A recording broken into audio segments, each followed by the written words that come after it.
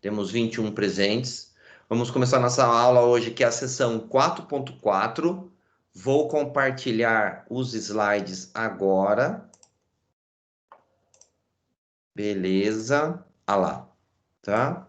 Vamos começar aqui.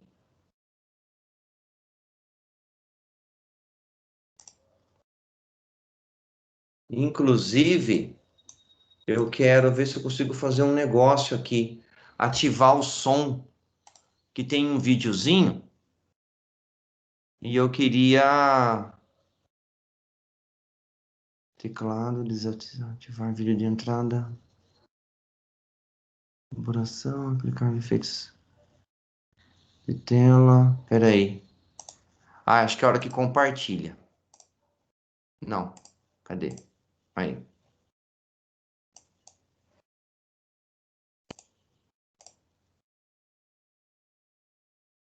Aqui. Incluir áudio do sistema. Aí. Muito bem. Então, pessoal, seguinte. Vai ter um vídeo, 2 vídeos. E vocês falem para mim se vocês estão ouvindo o áudio dele daí, tá bom? Vocês me avisam.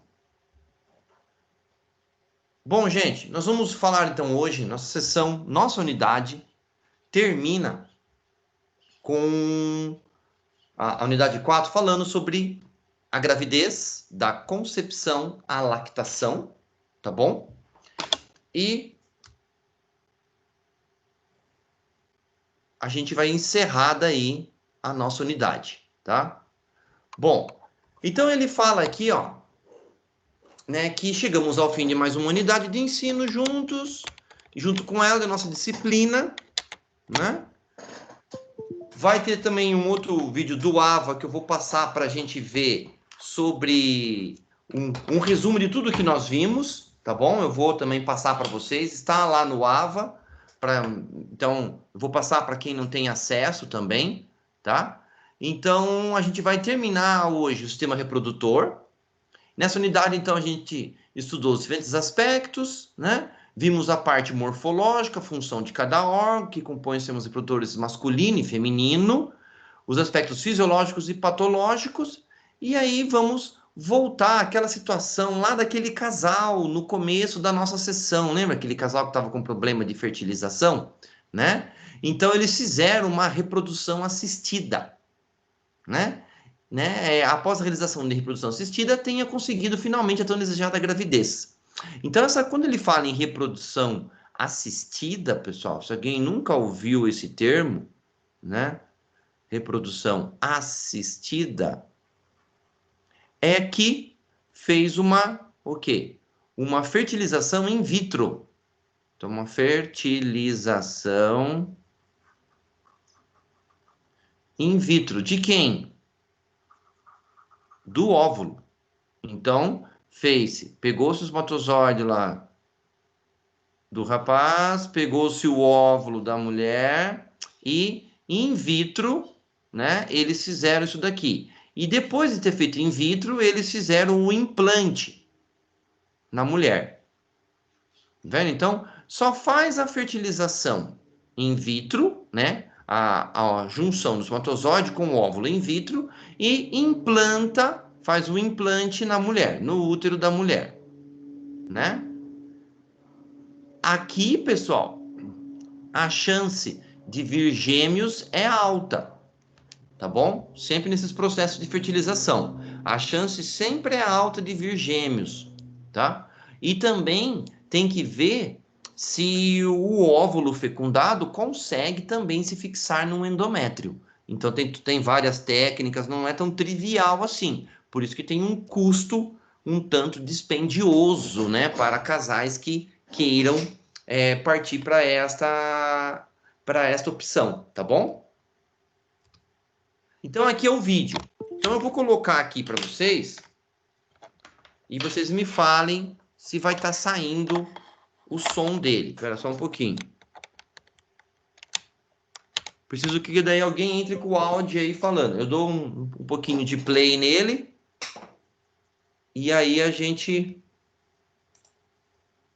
Cadê? mais de 200 milhões de espermatozoides começam sua corrida em busca do óvulo. Milhares de espermatozoides morrem no caminho, uma vez que o ambiente Está com volume sim, Rodrigo. Então beleza. Vamos lá. Prontas para eliminarem os invasores. No entanto, outros milhares de sobreviventes continuam juntos, lutando contra as barreiras para alcançarem o óvulo. Os espermatozoides são atraídos por substâncias químicas liberadas pelo óvulo e nadam em busca dele. Substâncias do sêmen estimulam as contrações da musculatura do útero, que, juntamente com os movimentos dos flagelos, levam os espermatozoides até a tuba uterina. Ao encostar nas camadas mais externas do óvulo, acontece uma reação no acrossomo dos espermatozoides, liberando enzimas digestivas que ajudam a dispersar as células foliculares, facilitando sua penetração no óvulo. Quando o primeiro espermatozoide atinge a membrana vitelínica mais interna, impede a entrada de outros. Inicia-se o fenômeno chamado fertilização. O DNA masculino é então liberado dentro do gameta feminino e uma nova vida tem seu início. Começa o processo de divisão celular. Essas segmentações ou clivagens do zigoto marcam o início do desenvolvimento embrionário. A primeira clivagem, ou divisão celular, ocorre cerca de 24 horas após a fertilização. Esse processo todo ocorre ainda dentro da trompa.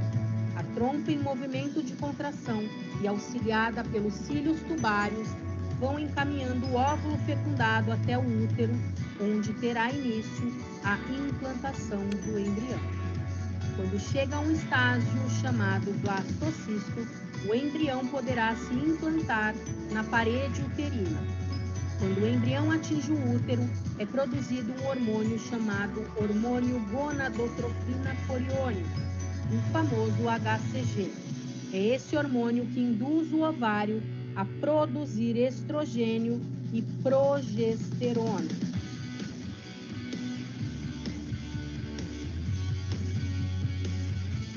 O estrogênio e a progesterona chegam à hipófise, avisando que a mulher está grávida.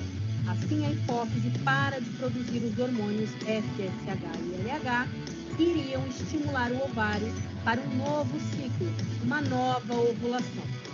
A vida acontece e um novo ciclo é suspenso e já não se faz mais necessário.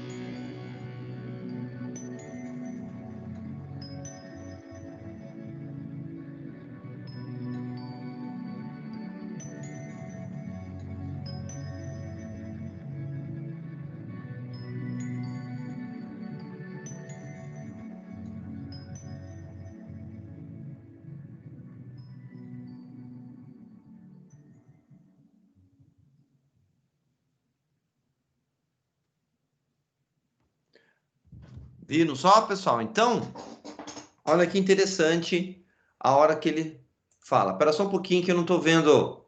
Queria pegar uma telinha de vocês aqui. Bom, eu uso essa daqui. Aqui é do vídeo, tá? Vocês viram que, né, pessoal? Ele tem...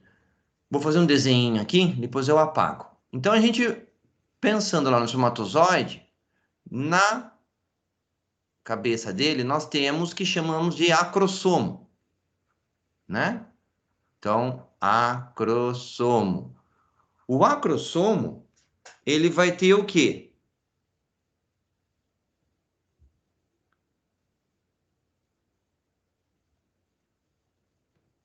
Ele vai ter enzimas,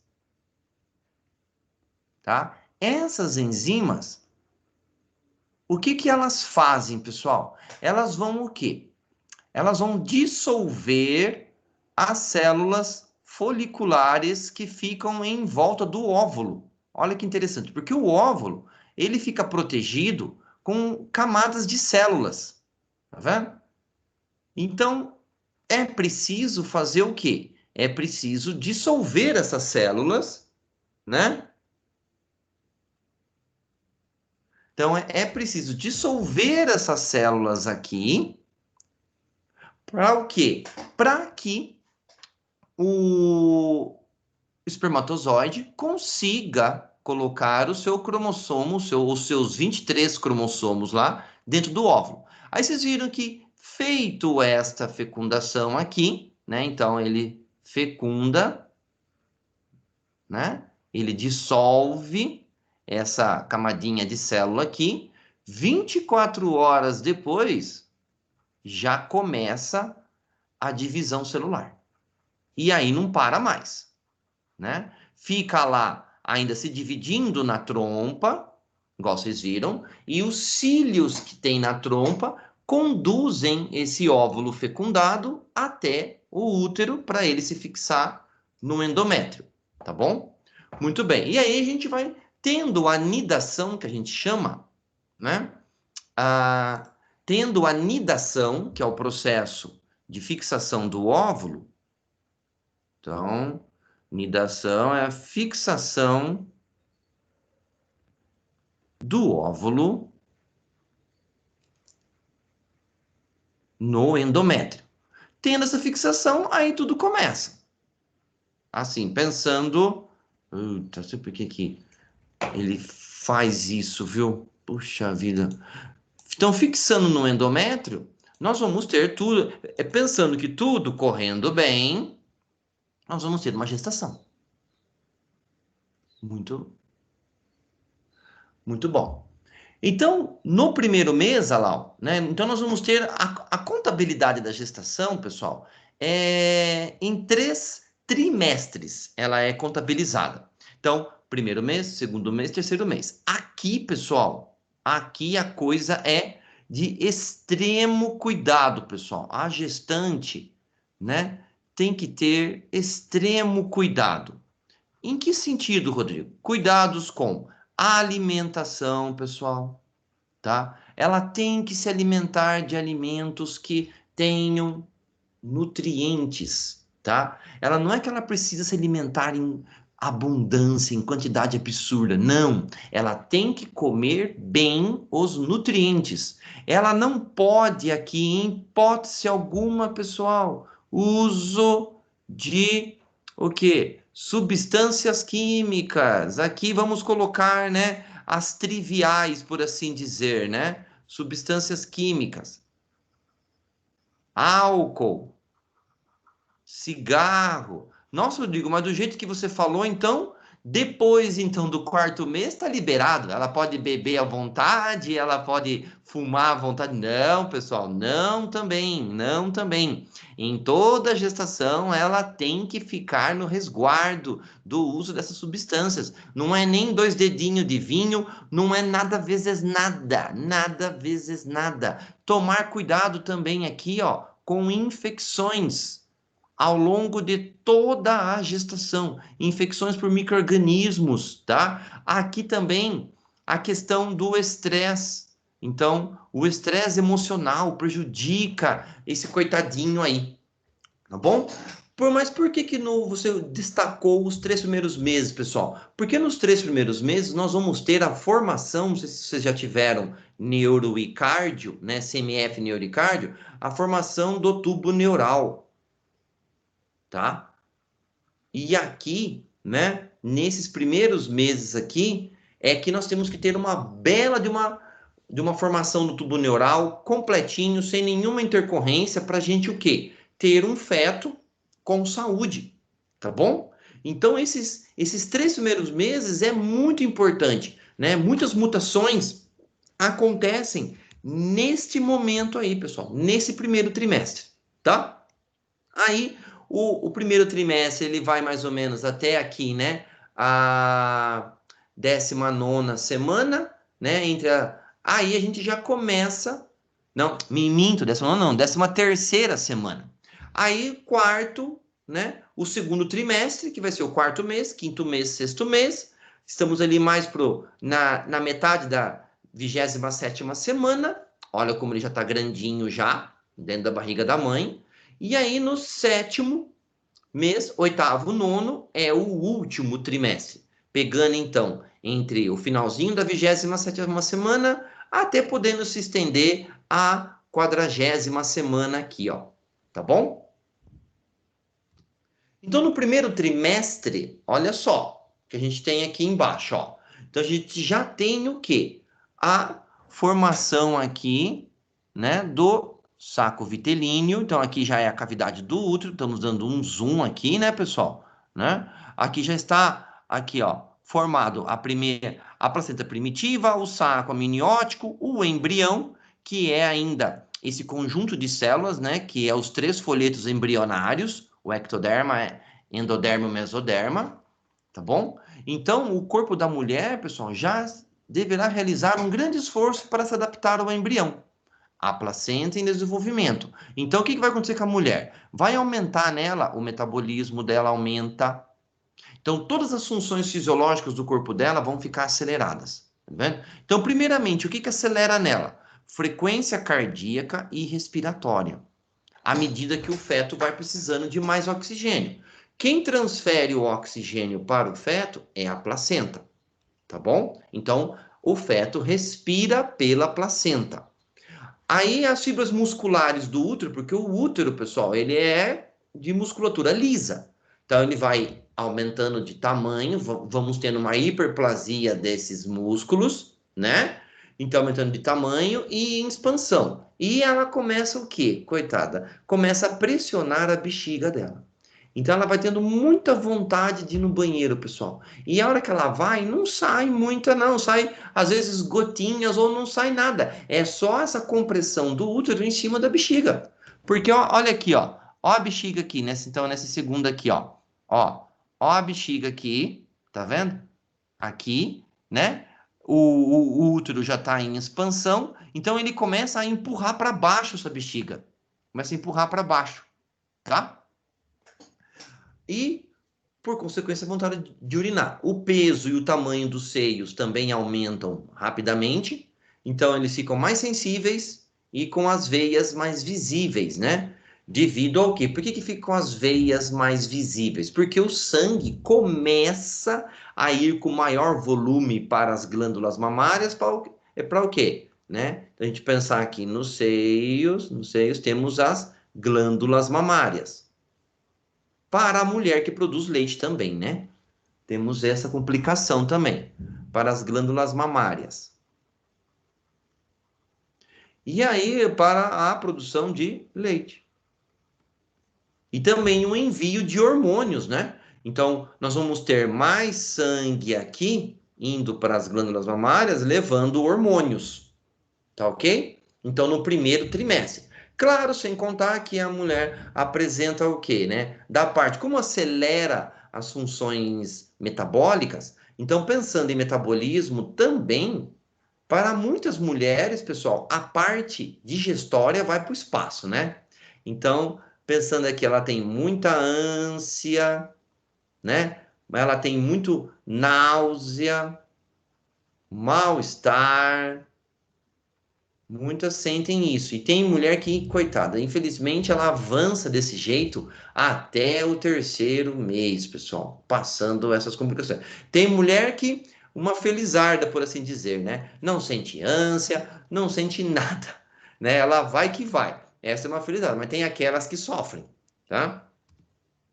No 2º trimestre, pessoal, o útero já continua em expansão, né? E ultrapassa a borda da pelve. E aí que muitas mulheres, né? Pensando assim, claro, que tá na felicidade de ser mãe, lógico, mas ela perde a delimitação da cintura. Então, até a parte de vestimenta começa a mudar, né?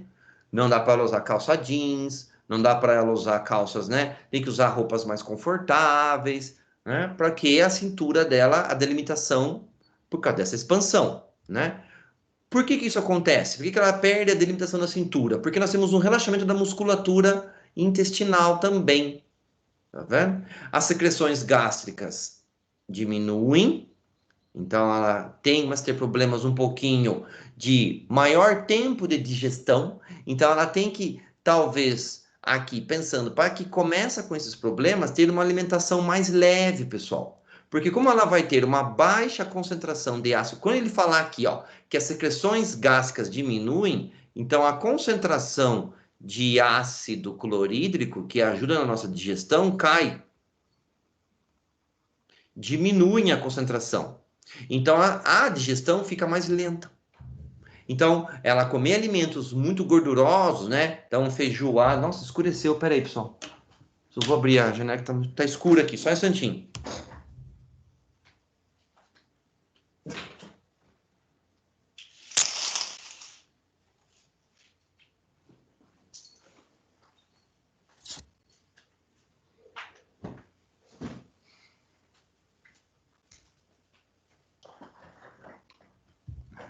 Deve tá vindo chuva, só pode.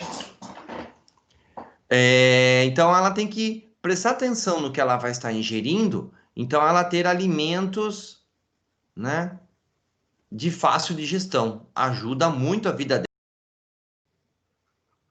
Então, o que atrapalha a digestão? Aqui, nesse momento, muito chocolate, né? Muita feijoada muito pesada, costela, muita fritura. Atrapalha bastante a vida dela. Tá? E também, por as secreções gástricas diminuírem, até a frequência de evacuação também diminui. E o coitadinho do coração continua trabalhando mais, por isso que ela cansa, ela pode se cansar mais rápido. Por isso a importância, né, para quem tem tempo e disposição desde o começo da gestação, fazer um pouquinho de atividade física, para você ir condicionando a sua parte cardiovascular e respiratória, tá? Porque quem que precisa de bastante sangue? O útero precisa de bastante sangue e os rins. Por que os rins precisam de mais sangue que habitualmente? Para fazer o quê? A filtração do sangue, né, pessoal? Vejam, se a mulher ela vai ter um corpo, né? Vai ter um ser vivo crescendo dentro dela, esse ser vivo também precisa de sangue. E esse ser vivo, né? O que acontece? Ele já tem os seus 2 rins, que já começam a trabalhar, mas ela, como um todo, também tem que filtrar mais vezes o próprio sangue dela. Bom? Aqui temos uma imagenzinha aqui de ultrassom, né? E no terceiro trimestre, né? Esse aqui já é um ultrassom em 4D, né? Em 4 dimensões, né? Dá para ver até a fisionomia que ele fica fazendo. Esse aqui ele tá sorrindo, olha lá. Vai ver a mãozinha, tá? Formatinho do nariz, tudo mais. E aí no último trimestre, o terceiro trimestre, o feto já começa a pressionar e restringe o diafragma. E aí também a mulher ela fica mais ofegante. E isso aqui piora, pessoal, aquela que já é sedentária. Então, aquela que, né, antes de começar a gestação, ela tinha um hábito de ser sedentária, se é para ela ter aqui essa, né, ficar ofegante, piora mais nas sedentárias. Por isso a importância, né, que eu falei de se fazer uma atividade física para você ir já condicionando sua parte cardiorrespiratória, né? Outra coisa também, o feto vai crescendo, as costelas inferiores da mulher são empurradas para fora, pessoal. Então começa a comprimir para fora as costelas, né? Ligamento de pelve e quadris também ficam distendidos, podendo causar desconforto ao caminhar. Claro que já no finalzinho é difícil, né, para a mulher fazer alguma atividade física, mas uma hidro bem de leve, né, eu acredito que vá bem para ela, né? Começa a sentir muitas dores nas costas, né, por causa da mudança do centro de gravidade do corpo.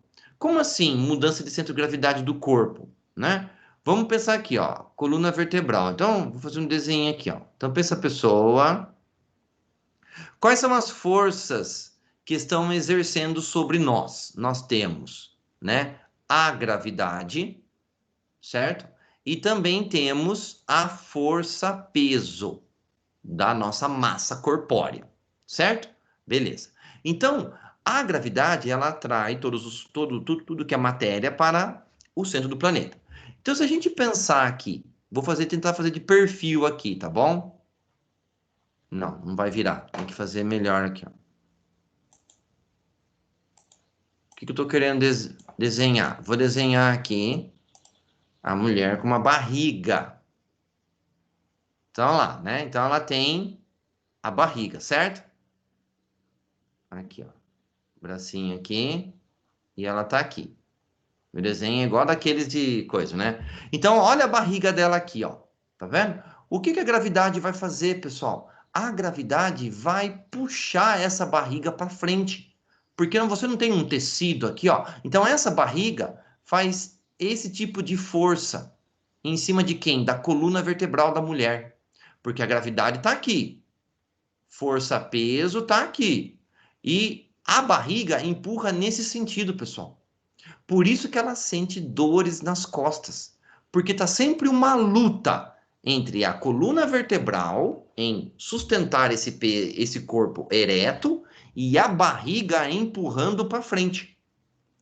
Também aqueles homens que têm aquela barriga bem protusa, não sei se você já viu, aquela barriga protusa e dura, eles também sofrem. Se é para ele ter dor na lombar, piora mais ainda, porque para ele é o mesmo efeito. Não sei se vocês já viram, aqueles homens que eles são magrinhos, se você olhar ele de costa, ele é magrinho. Ele vira de perfil, tem aquela barrigona na frente.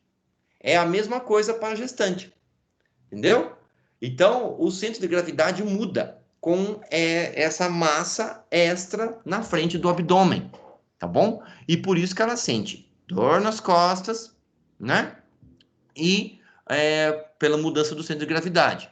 E para aquelas que já vão ter uma boa dilatação, né? Já começa a apresentar um ligeiro relaxamento das articulações pélvicas, tá? E aí, de novo, a coitada da bexiga sofre, porque faz a pressão maior ainda sobre a bexiga e aumenta mais ainda a vontade de urinar. Os mamilos, para aquelas mulheres que têm uma abundância de leite, né, já começa a secretar colostro, mesmo só de encostar, entendeu? Você só encosta e ele já começa a sair. Então tem absorventes também para os seios, que ela já pode começar a usar, o que ajuda, né, a não ficar vazando assim, é ela fazer o esgotamento, né? Se ela tem abundância de leite, é ela fazer o esgotamento e doar o leite. Tem banco de leite também, porque existem muitas mulheres que querem amamentar seus filhos, mas não produzem leite, né? O que é também triste, por assim dizer, né? Ela quer amamentar, mas ela não consegue produzir o leite, tá bom? E o que a mulher vai sentir? Maior necessidade de repousar e dormir. Aí ela vai cansar pra caramba, pessoal. Cansa mesmo. Claro que tem mulheres que conseguem trabalhar até o 8º mês e comecinho do 9º. Maravilha, ela vai, que é uma beleza. Mas tem muitas que sofrem mais, pessoal. Então tudo depende de mulher para mulher, tá? Muito varia de mulher para mulher como que ela vai responder. Aqui tem um outro videozinho que eu vou passar para vocês. Vamos lá. Eita. Agora foi. Durante a fecundação, milhões de espermatozoides são depositados no fundo da vagina, entram através do colo do útero e percorrem o útero até as trompas. Muitos morrem, mas os que sobrevivem continuam seu caminho em busca do óvulo. Ao encontrá-lo, são atraídos por sua cobertura e se aderem a ele tentando fecundá-lo. Apenas um deles consegue, e quando a cabeça, acrossoma, penetra o óvulo, é gerada uma reação que evita a entrada de outros espermatozoides. Neste momento, você já está grávida e o ovo formado pelo espermatozoide e o óvulo inicia um processo de divisão celular e migração até o útero para se implantar. O ovo, ao se dividir, é chamado de mórula. Com apenas 2 semanas, tem mais de 250 células e começa sua implantação no endométrio, a parede interna do útero. Na 4ª semana, já é um embrião com 3 segmentos diferentes que serão os tecidos e os órgãos do bebê. O primeiro a surgir é o tubo neural, que depois formará a medula espinhal e o cérebro do bebê. Uma protuberância no centro do embrião se tornará seu coração. Começam a se desenvolver os aparelhos digestivo e respiratório. Há um importante crescimento do cérebro e surgem protuberâncias que darão forma aos braços e pernas. A cabeça já está formada. É possível distinguir olhos, ouvidos, o orifício que será a boca, as fossas nasais e as orelhas. O coração bate pela primeira vez. Os dedos estão se formando. Os braços e os pulsos podem ser flexionados. A placenta agora toma o controle da nutrição da gravidez e é criado um canal de comunicação interno entre a mãe e o bebê. O embrião agora se chama feto. Após 9 semanas, praticamente todos os órgãos vitais estão formados e funcionando. O cérebro cresce insolitamente. Quase 250 mil neurônios são formados a cada minuto no cérebro do bebê. A cabeça é uma parte importante e representa a maior fração do tamanho do bebê. Os genitais já são reconhecíveis. O rosto tem um perfil completo. São formadas as unhas do dedo e seu coração bate cada vez mais rápido. A placenta está fornecendo ao bebê oxigênio, nutrientes e a possibilidade de eliminar os seus resíduos. O bebê é capaz de colocar um dos seus dedos na boca. Começam a se desenvolver sobrancelhas e um cabelo fino. O bebê é tão pequeno que cabe na palma da mão. Ele ou ela pode notar alguns estímulos externos, como a luz, e já começa a se movimentar. O bebê está bem definido e pode fazer gestos ao morder seus dedinhos. Ele ou ela deglute o líquido que o rodeia, líquido amniótico. Move-se intensamente e percebe sensações do exterior. E já pode ouvir. Ele ou ela está atento aos sons da voz da mãe, à música e aos batimentos de seu coração. E pode abrir os olhos e diferencia claramente a luz da escuridão. Passa um bom tempo pensando. Os pulmões seguem se desenvolvendo para a vida fora do útero. O bebê acorda com sons fortes e se acalma com a voz da mãe. O bebê já tem uma rotina de exercícios que a mãe pode sentir e perceber claramente. Inclusive, se está em uma posição incômoda, começará a se mover com força até que a mãe mude de posição. Seus olhos têm cor, fica acordado a maior parte do tempo e atento ao exterior. Ele ou ela começa a assumir a posição fetal. O cérebro já tem o tamanho da cabeça, brinca com o cordão umbilical e começa a procurar a posição definitiva que estará ao nascer. Algumas vezes abrirá os olhos, pois pode distinguir imagens.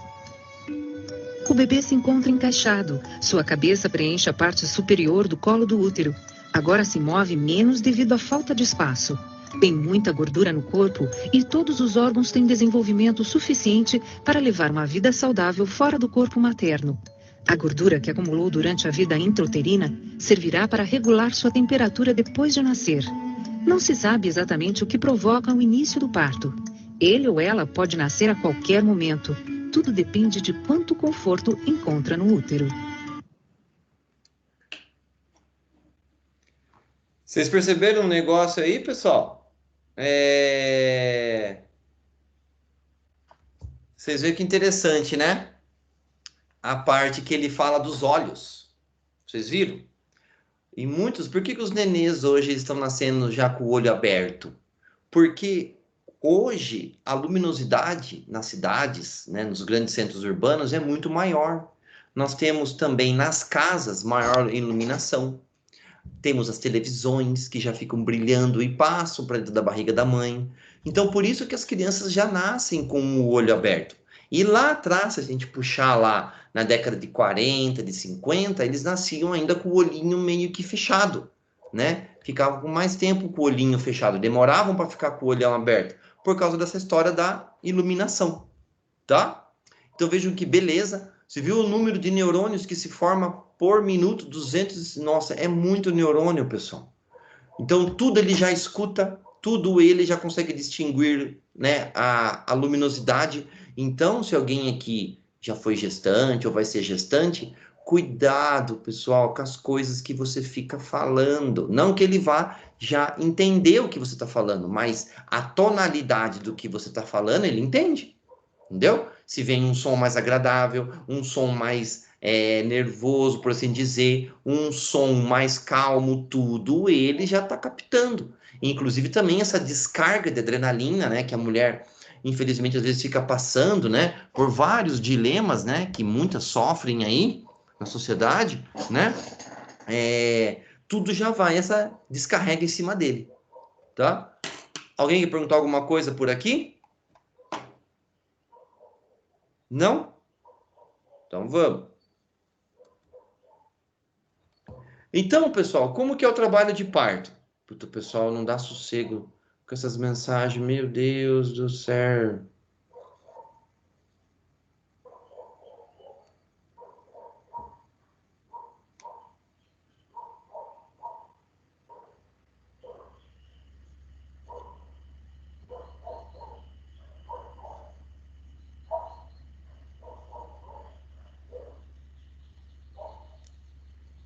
Vamos lá. Então, a primeira etapa, pessoal, então chegamos lá no final da 40ª semana lá. Então, entre a 39ª e 40ª semana. Então, vamos entrar no trabalho de parto. Muito bem. O que acontece, então, para, né, ter, se for para um parto normal? Então, a mulher precisa que suas glândulas liberem vários hormônios, pessoal. E aí que vem o lance, né? Nem todas conseguem completar, né? Fazer todos esses hormônios necessários. Então, principalmente a ocitocina. Principalmente a ocitocina, que ela é responsável pela contração do leite, a contração do útero e ejeção de leite. Também temos a parte das endorfinas. Olha, tá vendo só que beleza? A mulher também libera anti-inflamatórios e analgésicos naturais para que ela não sinta tanta dor, né? Por assim dizer, mas é alto, né? A quantidade é intensa, né? Melhorando a dor que ela sente, mas ainda tem essa liberação de analgésicos endógenos, tá? Que varia de mulher para mulher. Umas sentem mais dor que a outra, né? Por causa da produção dessas endorfinas aí. Outro hormônio importante, a prolactina, tá? A prolactina, ela é a responsável pela produção de leite. Então, tem mulheres que não produzem. Então, aquelas que não têm leite, vamos pôr assim, ó, ausência, né, de leite. Muitos são os fatores. Então, o primeiro, hormonal. Então, ela não teve uma produção adequada de prolactina ao longo da gestação. É culpa dela? Não, é o biotipo do corpo dela. Entendeu? Outro, ela não tem número de glândulas mamárias suficiente. Tá? Ela não tem. Então, vejam, não é culpa dela também, entendeu? Ela não tem. E outras também têm problemas na ejeção de leite. Ejeção do leite, e o leite chega até ao quê? A empedrar, que fala, né? Então, ele forma pedra, vamos pôr entre aspas, né? Lá dentro. E a mulher sente muita dor também no seio, porque o leite empedra, por assim dizer, dentro do seio dela. Então vejam que muitas coisas têm que estar dando certo para que seja tudo bonitinho, né? E principalmente estas prostaglandinas, que são proteínas, né? Que essas proteínas vão preparar o útero, pessoal, para a dilatação.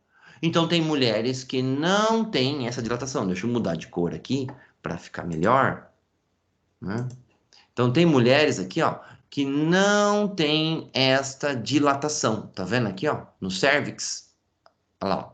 Então, não tem essa dilatação, pessoal, não vai ter como fazer por um parto normal, por assim dizer, né? Porque precisamos dessa dilatação e precisamos da presença dessas prostaglandinas para que isso aconteça. Até mesmo a sínfise púbica, lembra lá da sínfise púbica, que une os ossos da cintura pélvica, também dilata. E os ossos do crânio aqui, pessoal, eles meio que deslizam um sobre o outro. Então, se alguém já viu o neném nascendo, né, a hora que ele nasce, a cabecinha dele fica meio amassada, porque, né, os ossos do crânio aqui, como eles são bem ainda cartilaginosos, né, eles deslizam para poder passar por esse canal, pessoal, porque se não deslizasse os ossos da cabecinha dele, como é que ele ia passar aqui? Se a cabeça já fosse rígida, como a nossa já é calcificada, entendeu? E ia matar a mãe, tá bom? E o canal da vagina também, ele tem uma sensibilidade mais baixa ao quê? E principalmente o mais próximo do colo do útero. Então, não referenciando o quê? A sensação de prazer, porque como é que a mulher também iria ter, né, um parto normal se todo o canal da vagina tivesse uma sensibilidade para o prazer? Ela não ia conseguir também fazer o parto normal, tá bom? Bom, Feito. Então, a criança saiu. Vejam que ainda o cordão umbilical, pessoal, ele ainda está preso, né? Então, está aqui com a placenta. Então, tem que, ao momento que a criança nasce, já colocar essa presilha umbilical? Não, pessoal. Tem que esperar o cordão umbilical mudar de cor. Porque quando o nenê sai, ele é preto. Não é preto, ele é escuro, porque o sangue ainda está passando. Então, ainda está tendo uma comunicação placenta e feto, principalmente também por células-tronco, que estão passando aqui ainda. Células do sistema imunológico, muito potentes, também estão passando pelo cordão. Quando o cordão umbilical ficar transparente, por assim dizer, chegou o momento de colocar essa presilha aqui, tá bom? E aí pode-se, por assim dizer, põe-se a presilha para ele ressecar um pouquinho e corta, tá? Aí, né, o que nós temos a parte dos hormônios. Vejam, qual que é a situação que estimula a produção de hormônios? Então, a adrenalina é um outro hormônio que estimula a produção da ocitocina, principalmente, né? Então, se você ficar muito nervosa no momento do parto, a adrenalina, ela age no neocórtex e inibe o processo de parto. Olha que doideira. Então, a adrenalina bloqueia, ela bloqueia a produção de ocitocina. Tá? E aí, ocitocina e também daquelas prostaglandinas.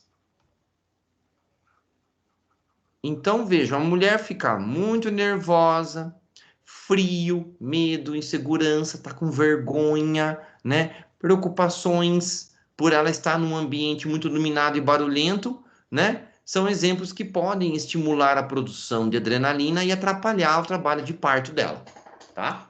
E também ao longo da gestação dela, ao longo da gestação também, mais para a fase final, entrando já no terceiro trimestre, a adrenalina elevada, pessoal, vai atrapalhar também toda essa produção de hormônios que já começa para ir já preparando ela para o trabalho de parto.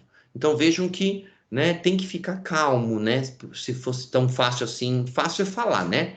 Mas tem que tentar ficar o mais calmo possível, pessoal, chegando próximo. Aliás, não somente próximo do trabalho de parto, mas toda a gestação, a mulher tem que ter tranquilidade, por assim dizer, tá bom?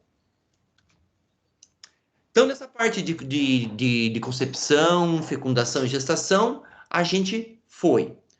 Alguém quer perguntar? Pode perguntar, pessoal, que agora o nosso livro, ele entra com os métodos contraceptivos, tá? A gente vai dar uma destacada nos principais.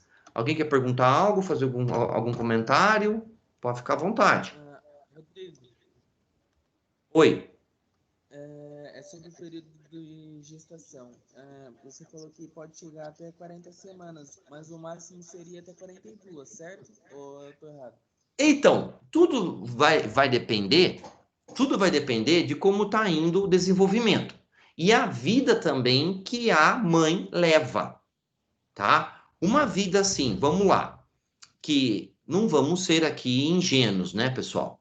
Tem muitas mulheres que, infelizmente, né, não vou entrar nem no mérito do porquê que ela faz isso, mas a gente sabe que fazem, certo? Vamos lá.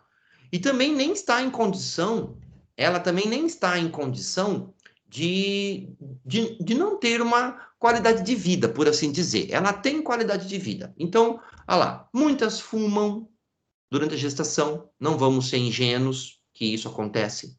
Muitas usam álcool, bebem cerveja, bebem vinho durante a gestação. Isso que eu estou falando, que eu estou sendo aqui mais generoso, né? Vinho e cerveja, que tem um teor alcoólico mais baixo. Muitos aí já devem ter visto bebendo vodka mesmo, tomando uísque, né? Varando noitada, certo? Não vamos ser ingênuos que isso acontece.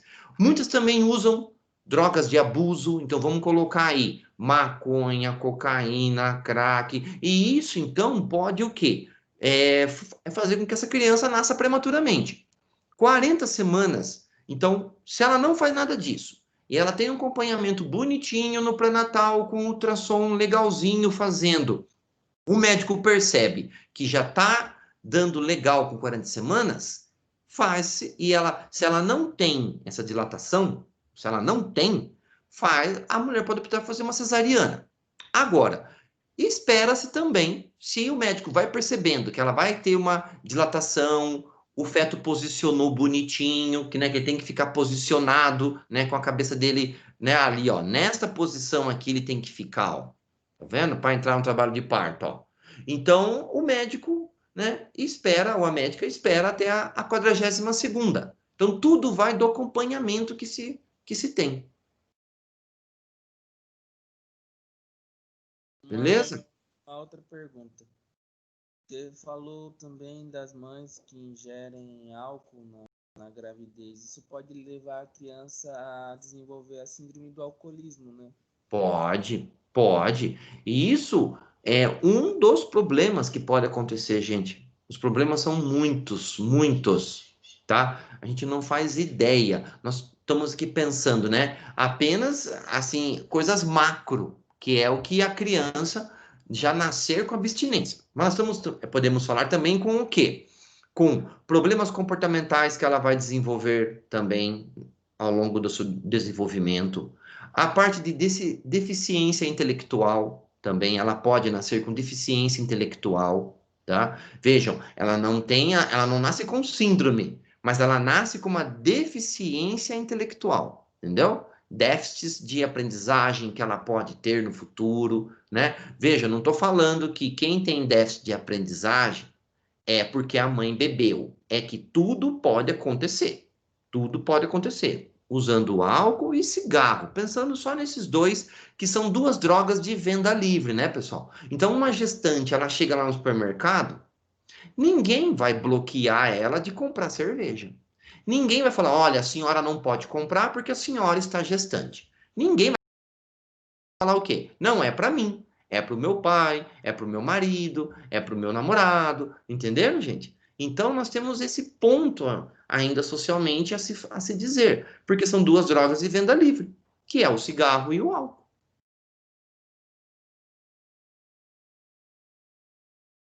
Beleza, então, Rodrigo. Legal.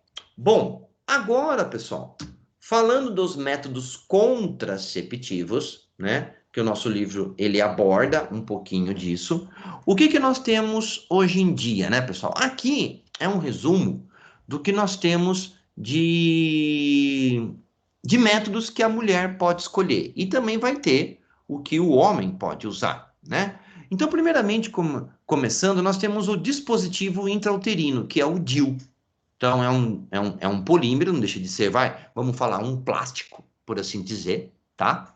Que ele tem uma forma de T, só que esse aqui é curvadinho. Vejam que ele tem umas prisilinhas aqui, umas garrinhas, por assim dizer, que é para ele fixar no endométrio. Vejam, então, que é um pouquinho doloroso para a mulher a fazer a aplicação dele, tá? Então, ele contém cobre, que é colocado dentro do útero e tem que ser para um profissional da área da saúde. Eficácia, 99%. Outra coisa que vocês vão perceber, pessoal, é que nós não vamos ter de eficácia 100%, quando a gente fala em contracepção. 100%, pessoal, o único método 100% é a castidade. Não tem outra maneira, tá? Então, né? A gente falando assim, 100% de eficácia é a castidade. Não realizar o ato sexual.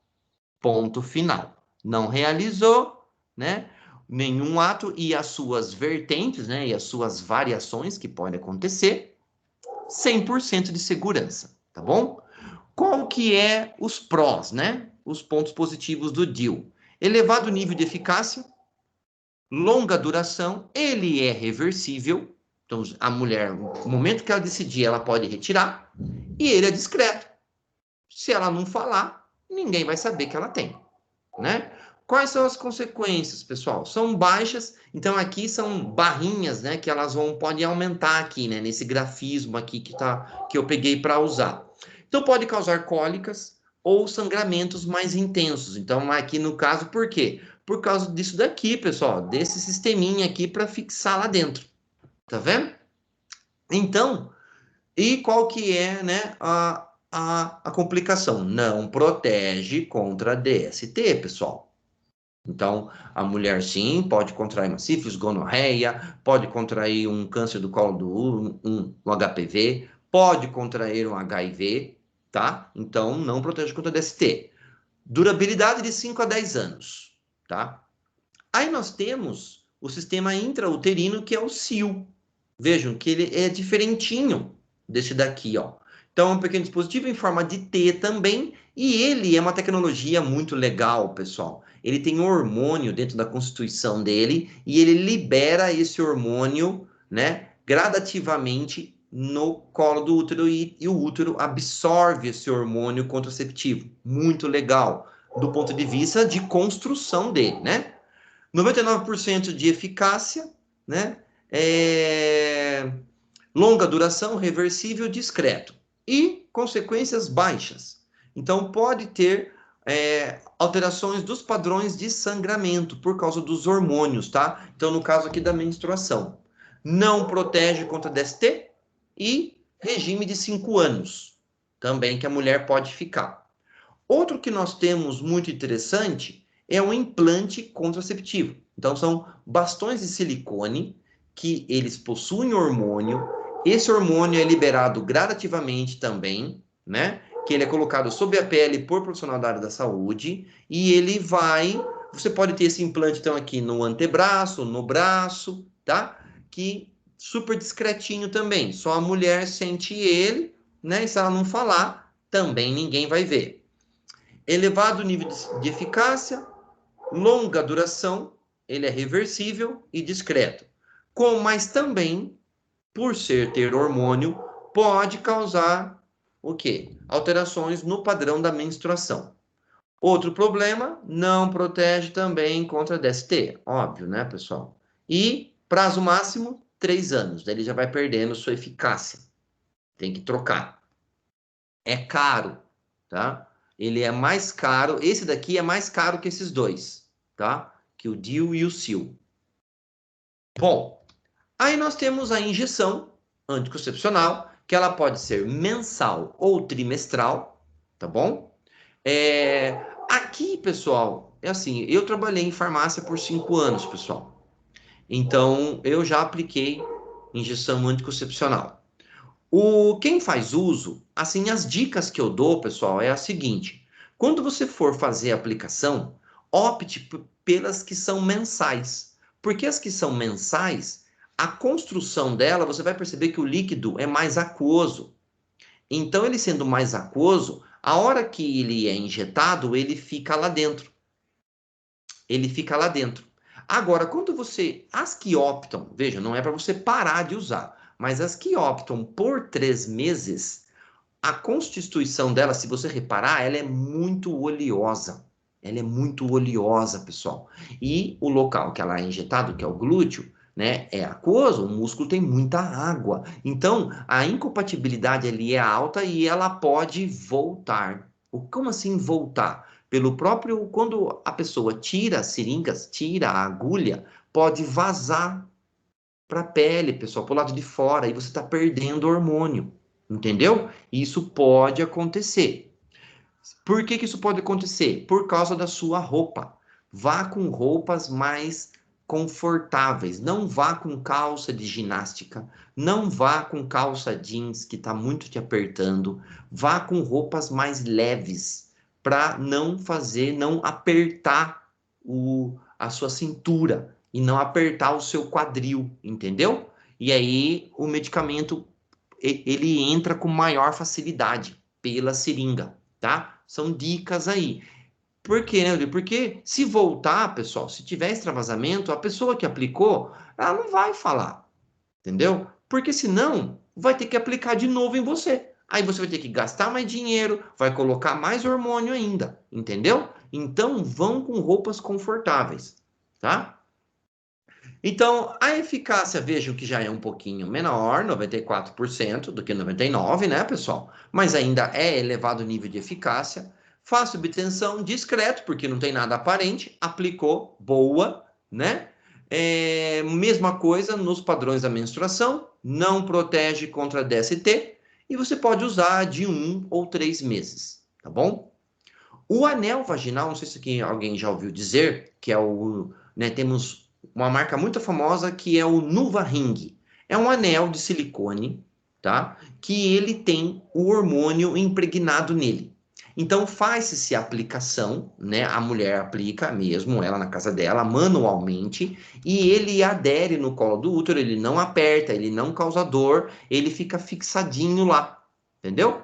E ele vai liberando o hormônio em contato com a mucosa ali do colo do útero, tá? Muito tecnológico, né? E as que usavam e iam na farmácia comprar, elas falavam que elas tinham até que tomar cuidado para não esquecer ele lá dentro, de tão confortável que ele é, que ele não causa desconforto e também não sai durante o ato sexual. Pode ficar tranquilo também que ele não vai sair, tá?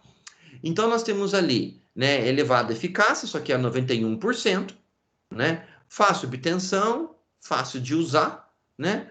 Também pode ali, ó, desconforto ou irritação para algumas mulheres aqui no canal da vagina, né? E ele já começa, dependendo da tecnologia, né? Ele oferece aqui, ó, né? A proteção contra DST, tá? Então não oferece. Opa, peraí só um instantinho. Isso. Protege contra DST. Por causa. Como assim que ele protege? Principalmente do colo do útero, para o HPV, tá? Não para as outras, né? Mas para o HPV, tá bom? E aí a mulher usa todo mês, tá bom? Todo mês. Outro que nós temos, pessoal, o adesivo, né? O adesivo aqui anticoncepcional, né? Então, muitas usam também o adesivo. Você pode escolher o local que você aplica, né? E 91% também elevado nível de eficácia, de fácil obtenção e fácil de usar, né? Fica visível e pode soltar ou cair. Esses são os contras. Para o DST, como hoje está mais tecnológico, né? Ela pode, dependendo de algumas proteções contra DST, né? Ao nível de infecções oportunistas. Algumas, não contra as mais chumbadas, né? HIV, sífilis, gonorreia, cancro mole, tá bom? Temos daí, então toda semana você tem que usar, né? Tem que fazer a troca, né? Toda semana. A famosa pílula, né? Anticoncepcional, né? 91%. Eficácia até aqui elevada, fácil obtenção, fácil de usar, né? Qual que é o contra? Todo dia tem que tomar, não pode esquecer. Ainda mais que as de agora, elas estão com uma concentração bem baixinha de hormônio, então vejam que esqueceu, pessoal. Por mais que você tome o segundo no outro dia, né? Você pode estar desprotegida contra uma concepção indesejada, tá? Ah, Rodrigo, mas eu tomo há 10 anos. Vai por mim. Tudo isso é folclore. Que você toma há 10 anos, que fica guardado no seu tecido adiposo. As modernas não mais, pessoal. As modernas não mais. Porque a concentração do hormônio é muito baixinha. As de hoje, as atuais. Tá bom?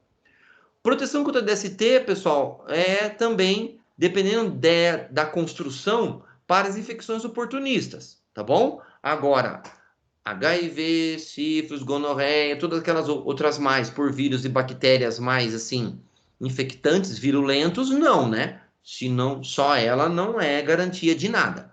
Tomar todo dia, ok? Todo dia. O capuz cervical, pessoal, tem muitas mulheres que estão sendo adeptas do capuz cervical, né? Chamado de método de barreira, né? É um pequeno capuz que é introduzido na entrada do colo para bloquear a entrada de esperma. Veja, gente, que, ó, 84% de eficácia. Já começa a cair, né? Já começa a cair. Nós temos adeptas dele, né? Eu não recomendaria, não. É de baixo custo, não tem hormônio, fácil obtenção. Só que começa a atrapalhar o ato em si. Tá vendo? Começa a atrapalhar o ato sexual em si. Proteção contra algumas STs, principalmente o HPV, né? Porque o que o HPV precisa? Ele precisa, pensando que aqui é o colo do útero, esse é o vírus. Ele precisa que algo leve ele mecanicamente, né, até o colo do útero. E chegando no colo do útero, precisa que descame o colo do útero para ele fazer a adesão nas células. Então, se você tem algo que está aqui em cima, tá vendo? Ó, como seria esse capuz cervical aí, o que acontece? O vírus não vai ter acesso ao colo do útero. Entendeu? E nem acesso, e nem vai descamar o colo do útero, porque você tem uma proteção física em cima do colo do útero, que é um capuz de polímero, de plástico mesmo, tá bom? E o máximo que você pode usar é 48 horas, o máximo. Tem que retirar ele em até 2 dias, tá? Aí nós temos a famosa método da esponja, não sei se vocês já viram falar disso, né? Uma pequena esponja em forma de disco é colocado, né, na entrada do útero para evitar a entrada de esperma. 76% de eficácia, pessoal, a coisa já começa a complicar, né? Baixo custo, livre de hormônios. Só que, olha lá, atrapalha drasticamente o ato sexual em si e uma baixa confiabilidade, né, pessoal? Muito baixa confiabilidade. Proteção contra DST, sim, também, tá? Porque tá lá fazendo uma barreira física no colo do útero e no máximo que você pode usar é por 30 horas, no máximo. Temos o outro diafragma, que também é um método de barreira. Então nós temos aqui, ele é em forma de abóbada, né? Que é colocado pela mulher também na entrada do colo do útero para impedir a entrada de esperma, tá bom? Ou de qualquer outro material ali. 88% de eficácia, né? Baixo custo, livre de hormônios, fácil obtenção, pode atrapalhar o ato sexual, protege também contra algumas DSTs, tá? 24 horas no máximo, tá bom? Camisinha feminina, pessoal, camisinha feminina, baixa adesão. Enquanto eu trabalhei na farmácia, o preservativo masculino, né, tinha aquele giro de venda, né? Sempre estava tendo troca na prateleira deles, mas a camisinha feminina a gente comprava uma, duas e a gente chegava ao ponto de devolver porque ela estava vencendo. Tinha o prazo de validade dela, a gente devolvia para o fabricante. Olha que ponto. Porque ela tem uma baixíssima adesão entre as mulheres. Não sei por que explicar. Já ouvi várias explicações das mulheres, né? Mas eu acho que, né, a segurança em primeiro lugar, né, pessoal? Então, não sai, a galera não compra. Ponto final. Chega ao ponto das mulheres irem comprar preservativo mesmo, o preservativo masculino, e não comprarem a feminina. Isso que eu achava interessante quando eu trabalhava lá, tá bom? Então, é uma camisinha de borracha ou látex que recobre todo o canal vaginal para o ato sexual. Então, olha lá, protege contra DSTs, esse é o positivo, né? Contra todas. Aí, pessoal, protege contra todas. Livre de hormônios e baixo custo. Só que por que não está com 79% para a contracepção, Rodrigo? Porque ela pode o quê? Ela pode rasgar, né, pessoal, lá dentro e você não ver. Tá vendo que interessante? Este é o problema, né? Ele pode rasgar. É o mesmo problema do diafragma, o mesmo problema lá do capuz cervical. Eles podem romper lá dentro e a gente não vê. Se até um preservativo masculino, olha aqui, ó. Olha a eficácia dele, pessoal. 82%. Tá vendo? Por quê? Pode romper, o homem não perceber e você ter o quê? A colocação do espermatozoide lá dentro. Tá vendo? Agora, se não acontecer isso, olha lá, proteção contra DST, que é uma beleza. Tá vendo? Então, ó, livre de hormônios, baixo custo, interrompe o sexo e apresenta baixa confiabilidade. Mas, ó, contra todas as DSTs ela protege, se não estragar. E toda vez que você vai ter um ato, tem que trocar. Não dá para reaproveitar, tá bom? Preservativo masculino, né? O basicão, né? Borracha ou látex, né? Que vai recobrir todo o pênis durante o ato sexual. 82% de eficácia. Por quê? Contracepção. Por causa do que ele pode romper, né? Protege contra todas as DSTs, ele não sendo rompido, né? Baixo custo, fácil de usar. Até eu ponho fácil de usar, mas tem muitos homens que infelizmente não sabem colocar. Não estou falando aqui num tom de deboche, mas não é ensinado, né, pessoal? Vai por mim. Esse mundo aqui é muito grande, entendeu? É muito grande. Então a galera, sim, né, às vezes não sabe usar, tá? Põe do lado errado, compra uma do tamanho errado, tem essa também. Hoje em dia, no mercado, nós temos de vários tamanhos, pessoal. Então, o conforto dá para ser encontrado, sim. Tá? Então, aquela desculpa que aperta é porque você está usando uma que não é para o seu biotipo. Ah, ela não recobre até o final. Fica uma área exposta, né? Também você está comprando uma que não é para o seu biotipo. Tem que procurar. Tem lá no rótulo dizendo tanto o diâmetro quanto também o comprimento, pessoal. Tá bom? Protege contra DST, todas, né? E você tem que trocar. Não dá para reaproveitar também, né? É o fim. O cara vai guardar para usar de novo. Não dá. E chegamos aí nos espermicidas, método químico, né?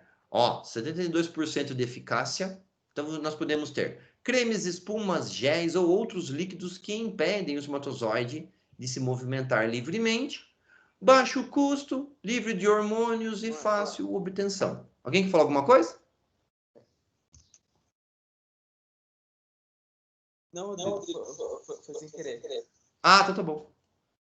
O problema esse aqui, pessoal, desses espermicidas aqui, ó, é que ele pode, né, interromper o ato ao nível de... Pode causar, dependendo, alguma ardência, tá bom? Alguma ardência, algum desconforto e tem baixa confiabilidade, óbvio, né? E aqui, ó, proteção contra DST, pessoal, não também, tá? E toda vez você tem que usar novamente. Ele não tem durabilidade de dias, tá bom?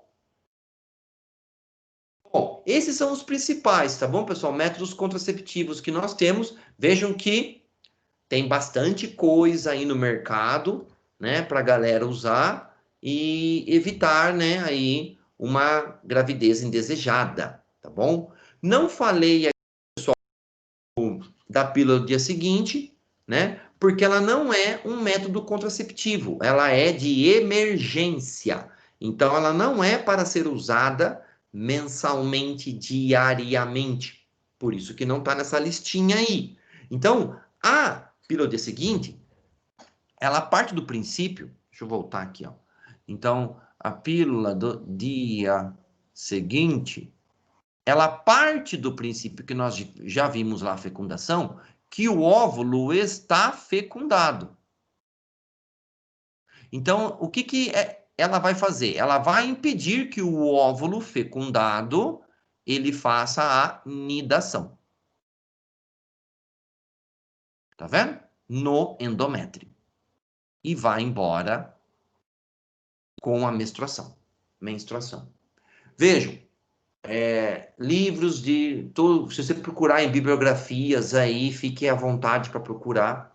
Todos são unânimes em falar que a mulher tem que usar, pessoal, somente 5 em toda a sua vida fértil. O que é a vida fértil da mulher, Rodrigo? Em todo o período de anos que ela menstrua.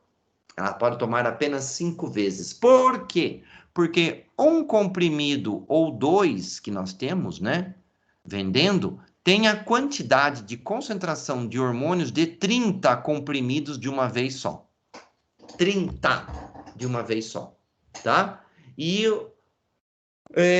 nós temos aí um probleminha aí, pessoal, de saúde pública, saúde da mulher, que nós temos muitas moças e mulheres usando a pílula do dia seguinte como se fosse um método contraceptivo. Então, teve uma relação sem nenhum EPI. Olha, eu mostrei um monte de EPI aí, hein, gente? Equipamento de proteção individual, né? Ela vem para faz esse ato sem nenhum EPI e ela vai atrás da pílula do dia seguinte como um método contraceptivo, tá bom? Então, se até alguém quiser também ventilar uma ideia que a pílula é abortiva, olha, pessoal, dá para colocar ela como também abortiva, tá? Por quê? Porque o óvulo, como ela parte do princípio que o óvulo está fecundado, Rodrigo, mas eu não sei se tinha óvulo lá. Tá, mas e se tinha? E como você não usou nenhum EPI, o espermatozoide foi alocado lá, né? Mas não foi, Rodrigo. Mas sempre sai um pouquinho durante o ato, entendeu? Então ele foi alocado lá, supondo que ele fecundou o óvulo. Seu óvulo está fecundo. Você já viu que ele começa já a se multiplicar, né? E ele já vai atrás do útero para fazer a nidação. Então a gente parte do princípio que já está fecundado, que já está se multiplicando. Então, assim, uma célula, pessoal, ela está viva, né? Mas não sei quando que desce a alma, o espírito. Também não sei. É uma pergunta para quando nós partimos desta, e para quem acredita, perguntar, né? Em que momento que o meu espírito desceu lá, quando eu estava na barriga da minha mãe? Ninguém sabe essa resposta, né? Então, a gente parte tudo do princípio, na presunção que as coisas aconteceram. Então, pensando um tanto por essa ótica, ela é, sim, não deixa de ser, sim, abortiva. Podemos colocar nesta condição, tá bom? Agora, quem não considera, tudo bem, o mundo é grande, mas pensando em saúde da mulher, isso daqui é muito sério, pessoal. Muito sério. Tem vários e vários casos de mulheres com câncer, desenvolvendo câncer no ovário, câncer no útero, tá? Câncer no colo do útero. Então a coisa é preocupante, sim, tá bom? De como estão se usando isso hoje em dia. DST, pessoal, aqui ele traz, eu peguei também, um resumo das principais, tá bom? Então, pensando das doenças prováveis que podem causar esses sintomas, nós temos então a gonorreia, a clamídia e a tricomoníase, que são todos por micro-organismos, tá? Aliás, todos, né? As DSTs são causadas por micro-organismos, seja bactérias ou vírus, tá bom? Então, aqui nós temos bactéria, que é pela gonorreia, clamídia, que é por fungo, tá bom? Então, qual é os sintomas? Corrimento pelo colo do útero e ou vagina branco ou cinza ou amarelado. Causa coceira, dor ao urinar e ou dor na relação sexual. Um cheiro ruim é exalado na região, tá bom? Gonorreia, clamídia, tricomoníase, micoplasma também, agora por bactérias, e a ureoplasma, tá vendo? Vai infectar quem? O canal da... Oh, meu Deus, tá na ponta da língua. Gente, fugiu. Uretra. Tá? Da uretra. Então, lá também, ó. Corrimento pelo canal de onde sai a urina. Então, tanto masculino como feminino. Pode ser amarelo, purulento ou mais clarinho. Às vezes tem cheiro ruim, tá bom? Além de apresentar coceira, sintomas urinários, como dor a urinar e vontade de urinar constante. Fica aquela sensação de urinar constantemente, tá? Pensando na sífilis, cancro mole, herpes genital, tá vendo? Donovanose, linfogranuloma venéreo, são feridas, pessoal. Presença de feridas na região genital. Pode ser uma ou várias. Ela pode ser dolorosa ou não. Aí que tá o pepino, né? Quando não dói. Então, elas podem ser antecedidas ou não também por bolhas pequenininhas, acompanhadas ou não, vejam como é tenso, de íngua na virilha, tá bom? Outro que nós temos lá também, ó, gonorreia, clamídia, infecção por outras bactérias, né?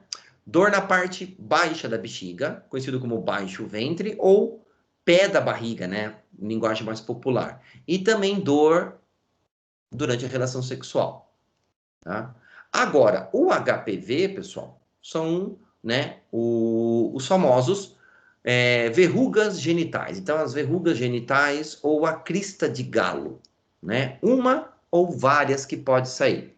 Pequenininhas no início, mas elas crescem rapidamente e se parecem com uma couve-flor. Aqui, no caso, esse HPV, nós podemos ter nas mulheres ele lá no colo do útero, né? E nos homens, isso aqui na mulher.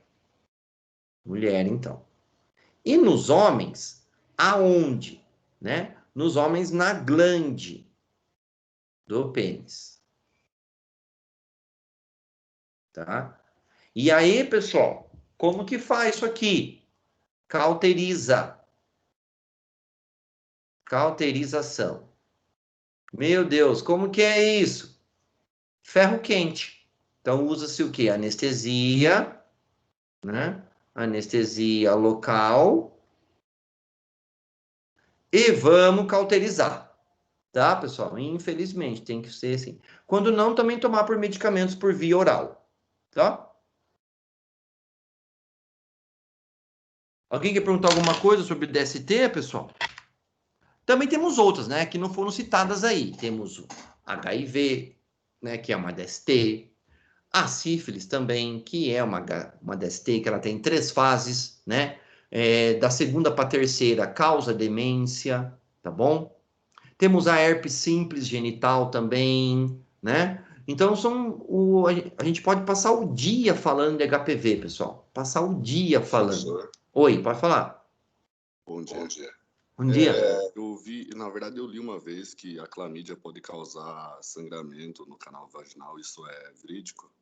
Quando ela já está bem consolidada, o que é bem consolidada? Quando ela já consegue uma ampla área de contaminação, o sistema imunológico da pessoa está bem baixinho e a pessoa, tipo, larga a mão, não vai atrás de um atendimento médico, não trata, pode sim sangrar. Porque como eles vão, né, essas bactérias, esses fungos, eles vão infectando as células, vão matando células, vão destruindo as células, vai ter sangramento sim, senhor.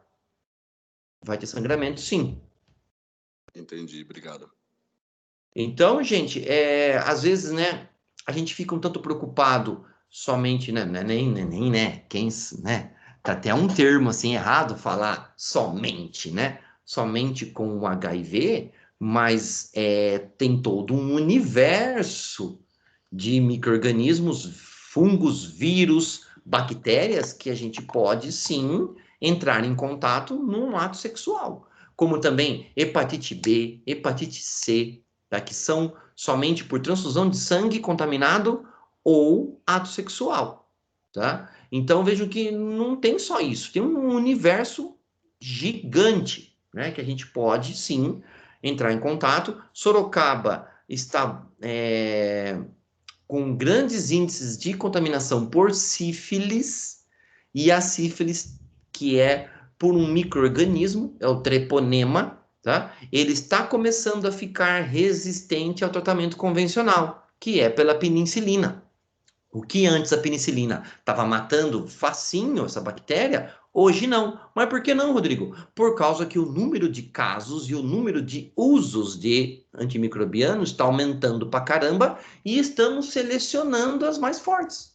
E Sorocaba vive, sim, senhor, uma epidemia de sífilis. É que não falam nada, a mídia não fala. Então, se a mídia não fala, é meio que se não tá, é meio que entre a população não está acontecendo, né, gente?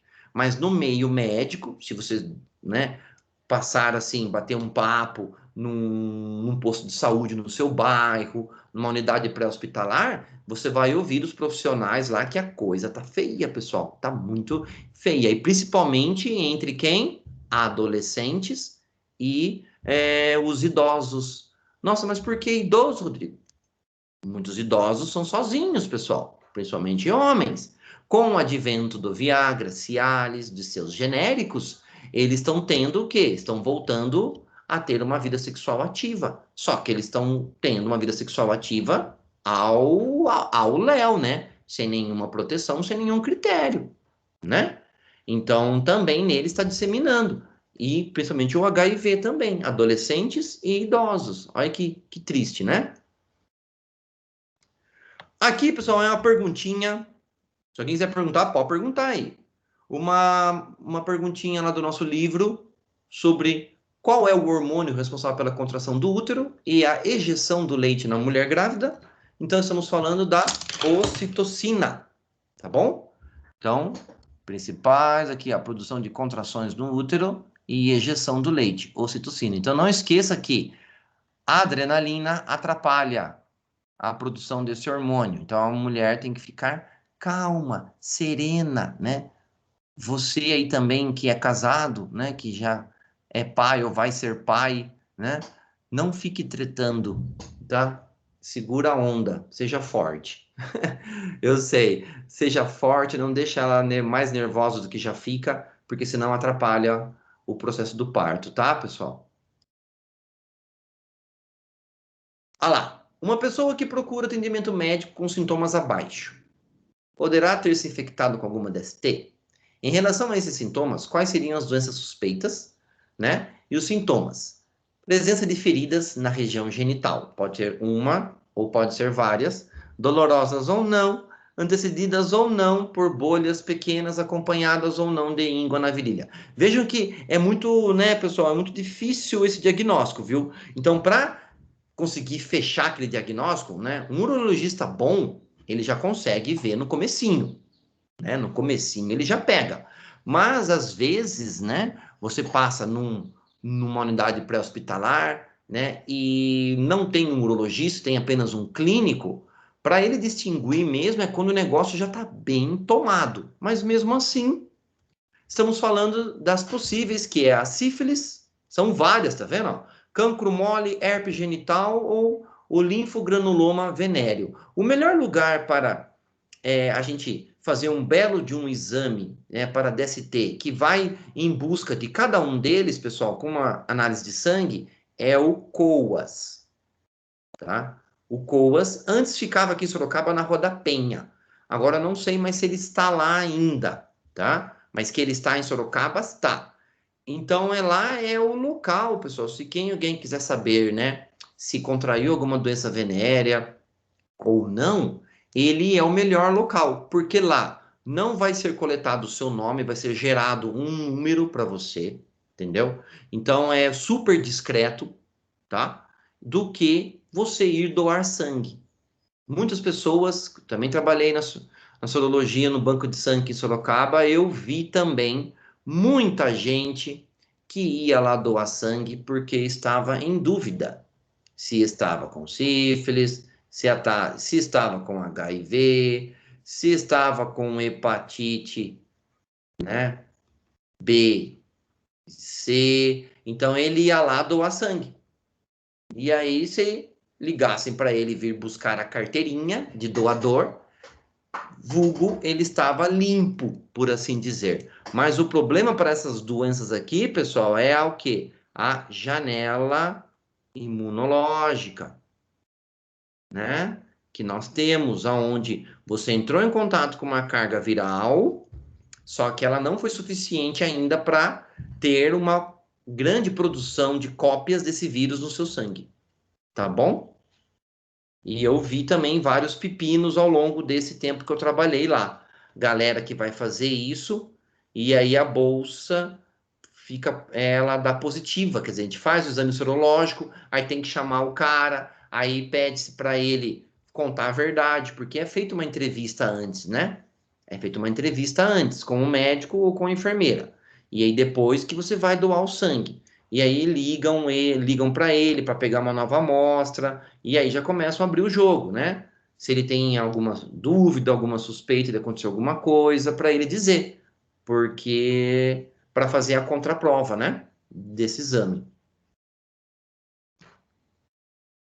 Bom, pessoal, chegamos ao fim, então, da nossa unidade, né? Vamos lá fazer os exercícios da nossa sessão 4.4, tá bom? Olha lá. Então, quando o ovócito é liberado pelo ovário, ele encontra-se envolto por uma rede de filamentos glicoproteicos.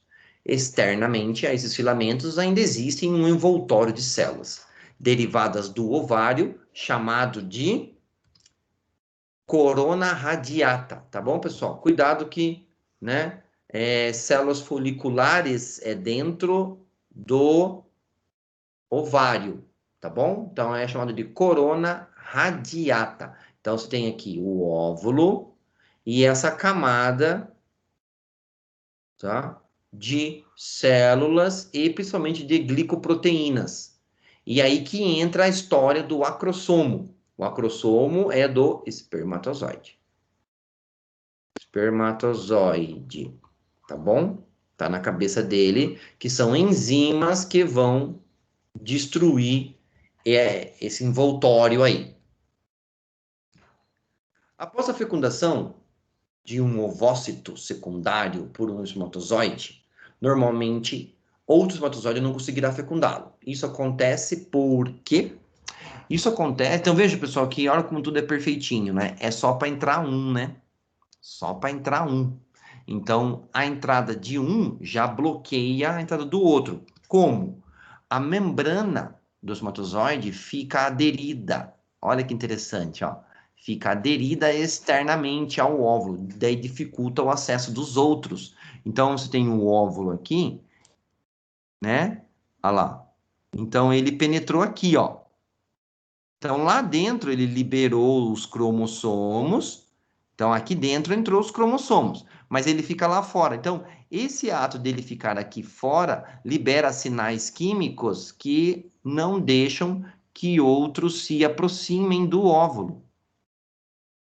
Olha lá, ó. Eles não conseguem se aproximar, tá? Então, não é que ele vai entrar todo lá dentro.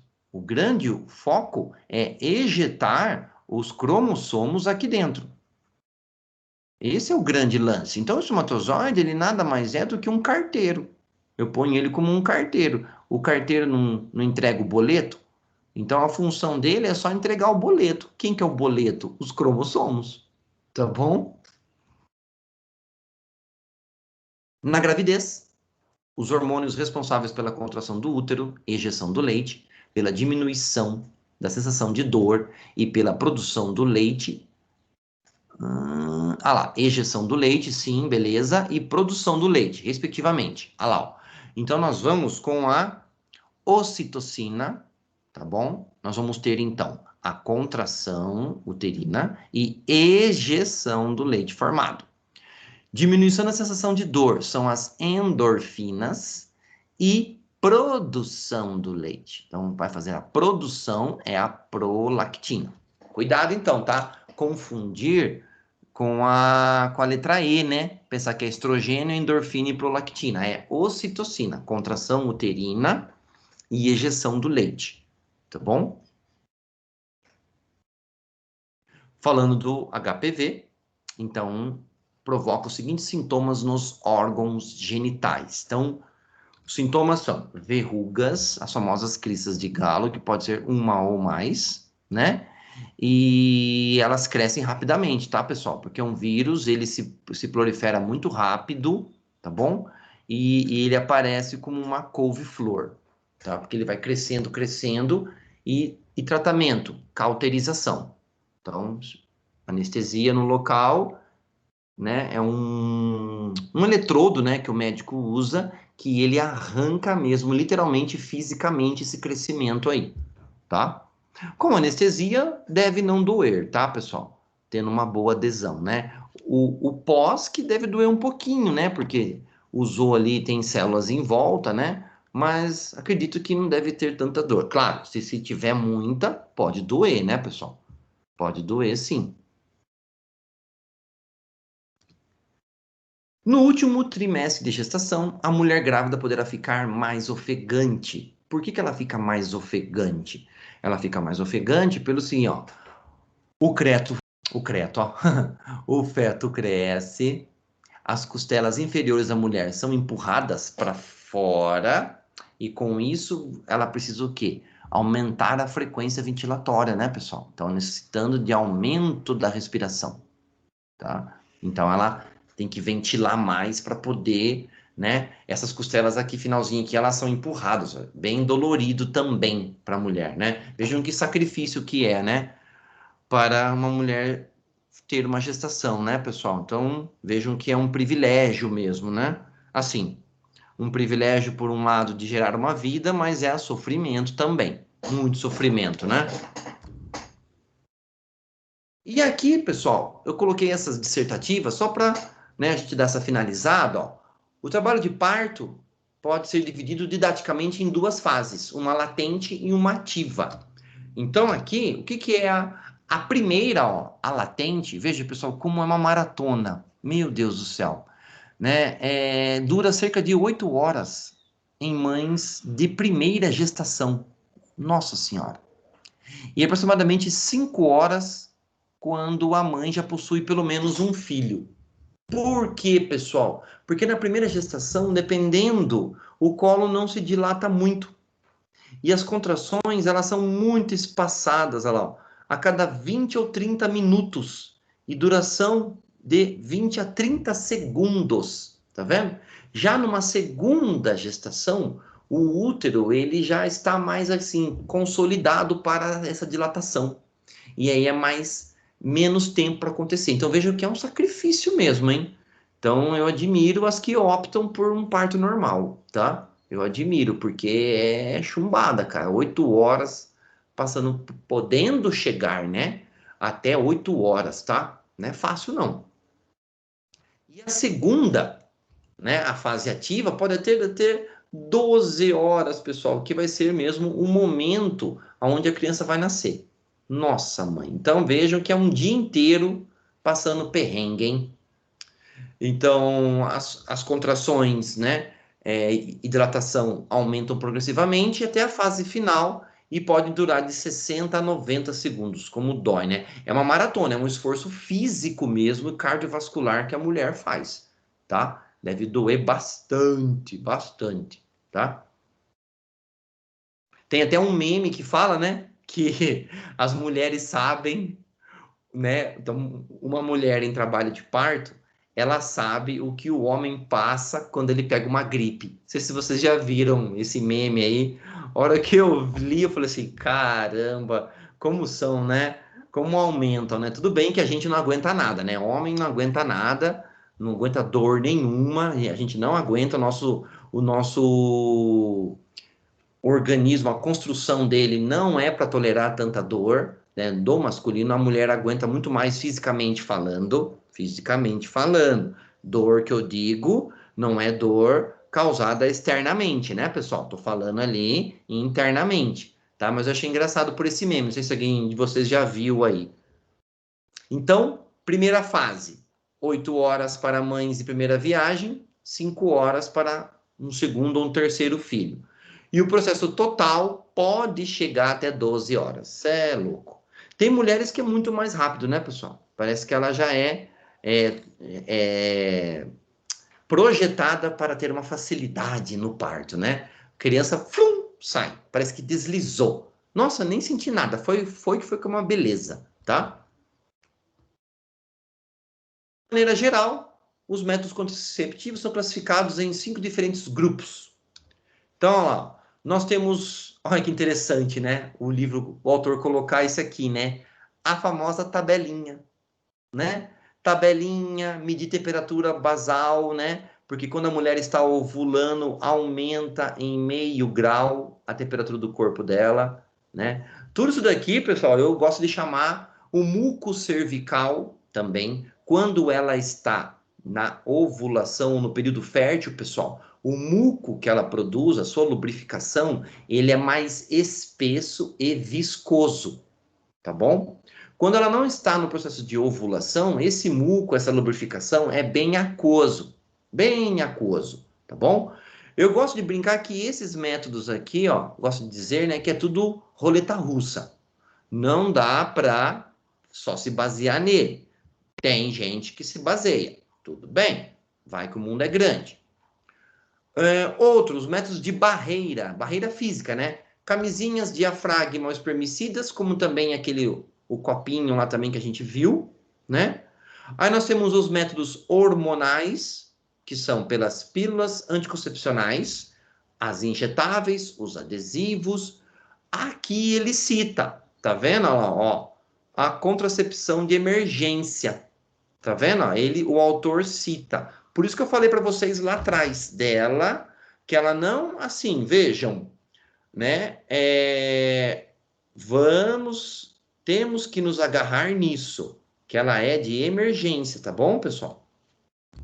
Os métodos cirúrgicos, a vasectomia ou a laqueadura, no Brasil, mesmo um homem ou a mulher que já tenham 2 filhos, eles vão ter algumas dificuldades para fazer vasectomia ou laqueadura. Se for no particular, eu acredito que não tanta, mas se for no sistema público de saúde, vai ter. Nas mulheres, faz-se a laqueadura, que é o quê? Secciona-se as 2 trompas, né? Quando a mulher teve já uma gestação a partir do 2º filho, ou teve já num 3º um aborto espontâneo, correndo risco de vida, aí faz-se a laqueadura. Mas mulheres que querem fazer laqueadura, eu conheço, que querem fazer laqueadura, mesmo sem ter nenhum filho, vai sofrer só para conseguir, tá? Mesmo, eu acredito que mesmo no particular, o médico também não faça, tá? Não faça. Então, é um tanto difícil. E o homem também. Fazer uma vasectomia, ele tem que ter um amigo médico, né? Amigão mesmo, para ele fazer, mesmo sem ser casado e sem filho, tá bom? Mas o que não te livra de você pegar uma DST.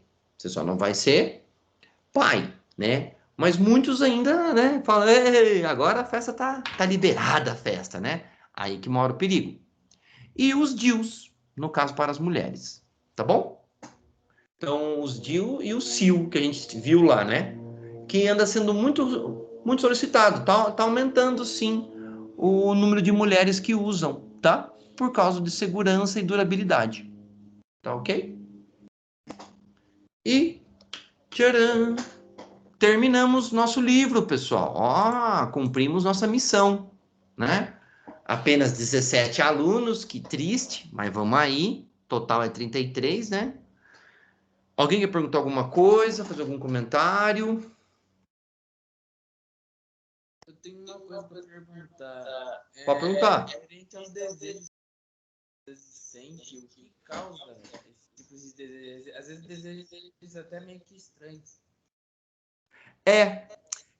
Porque como está tudo interligado psicologicamente, né, pessoal? Os neurônios aferentes da mulher ficam muito aflorado, né? Então, paladar, olfato, órgãos dos, né, o equilíbrio. Então, pode surgir, né, esses desejos insólitos, né? Tem algumas que querem comer melancia com não sei o que lá, quer comer, como é que é? Tem até umas que é pó de telha, é uns negócio muito doido, mas é doido mesmo. E do jugo popular, né, na cultura popular, diz que não pode recriminar, né? Tem que satisfazer isso daí, porque pode levar problemas para a criança. Como é tudo uma questão psicológica, né? E é tudo, a gente também está num terreno que a gente está aprendendo ainda, tudo é possível, né, pessoal? Então, melhor satisfaz, melhor. Melhor satisfazer, melhor.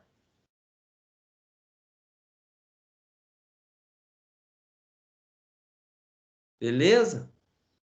Beleza.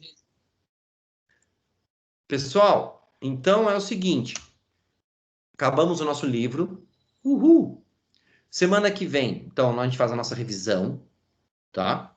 E vemos um pouquinho também de lâminas. Outra coisa, Nossa prova, então, será pelo AVA, certo? Não esqueçam de ver como é que está a sua situação do AVA. Tenta regularizar isso, tá bom? Para você não ter problemas futuros, beleza?